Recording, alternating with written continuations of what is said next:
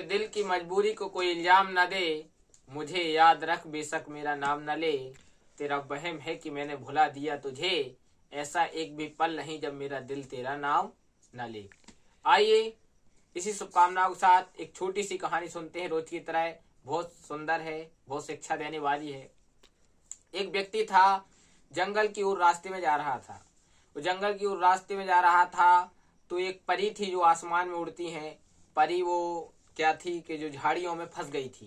वो झाड़ियों में बहुत सारे कांटे लगे हुए थे और परी अगल बगल लोगों से मदद मांग रही थी। वहां कोई था नहीं, यही व्यक्ति निकल रहा था। यह व्यक्ति निकल रहा था तो उस परी ने इसको रोका। उसने कहा, आप रुकिए और मेरी मदद कीजिए, मैं झाड़ी में फंसी हुई हूँ, आप मुझे निकाल दीजिए। इसने कहा, मैं तुम्हें झाड़ी से तो निकाल दूंगा, इसके बदले तुम बताओ मुझे क्या दोगी। उसने कहा, मांग लो, तुम क्या चाहते हो, कुछ ऐसा वरदान मांगना जिसे मैं तुझे देने के काबिल। उसने कहा कि पहले मुझे निकाल दो, फिर मैं तुम्हें वरदान दे दूंगी।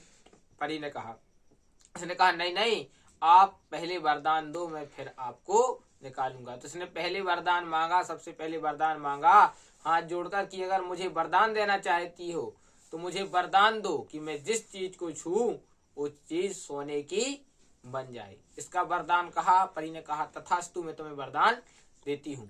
इसने परी को निकाल दिया और जब परी को निकाला तो परी वहां से चली गई। परी ने कहा कि जब कभी भी तुम हमें बुलाओगे तो मैं यहीं पर आ जाऊंगी। यह व्यक्ति दौड़े दौड़े अपने घर गया। रास्ते में इसे कंकड़ मिले, इसने कंकड़ छुए तो वह भी सोने के हो गए। कुछ वृक्ष आदि छुए तो वह भी सोने के हो गए।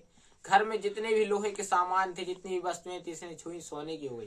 धीरे धीरे क्या होता कि यह किसी व्यक्ति को छू देता, वह सोने का हो जाता। जिसने अपनी पत्नी को छुआ वो भी सोने की हो गई, बेटे को छुआ वह भी सोने की हो गई, बेटी को छुआ वह भी सोने की हो गई, भोजन छुआ खाने के लिए लेकिन वह भी सोने का हो गया। अब ये व्यक्ति बड़ा परेशान हो गया। दौड़ा दौड़ा उसी परी के पास गया जंगल में। जंगल में ध्यान करके परी को बुलाया। परी आई। परी ने कहा, क्या बात है, क्यों दुखी हो रहे हो। उसने कहा कि मैंने तुमसे वरदान मांगा था, उस वरदान के कारण तो मुझे बड़ी परेशानी भोगनी पड़ रही है। कहने का तात्पर्य यही है कि छोटी सी कहानी थी लेकिन हमें यही सिखाती है कि लालच बुरी बलाए। हमें अपने जीवन में लालच नहीं करनी चाहिए। लालच क्योंकि अंत की ओर ले जाती है। इसलिए गौधन गजधन बाजधन और रतन धन खान, और जब आवे संतोष धन सब धन दूरी समान। संतोष धन से बड़ा कोई धन नहीं है। जो व्यक्ति लालच करता है, लालची व्यक्ति की बड़ी दुर्गत हो जाती है। इसलिए अपने जीवन में लालच ना करें और भगवान से प्रेम करें, भगवान से जुड़े रहें। ब्राह्मणों के चरणों में प्रेम बनाए रखिए, उनका आशीर्वाद बनाए रखिए।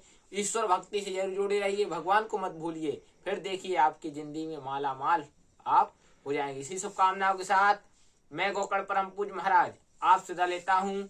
सप्ताह में 7 बार है, 8वां बार है आपका परिवार, 8वां बार आपका ठीक रहेगा तो 7वां बार आपके सुखद रहेंगे। जिसने कहा कल समय गया टल, जिसने कहा परसों बीत गए वर्षों, जिसने कहा आज उसने किया राज। प्रेम से बोलो हरे कृष्णा, राधे राधे, जय श्रीमन नारायण। दोस्तों।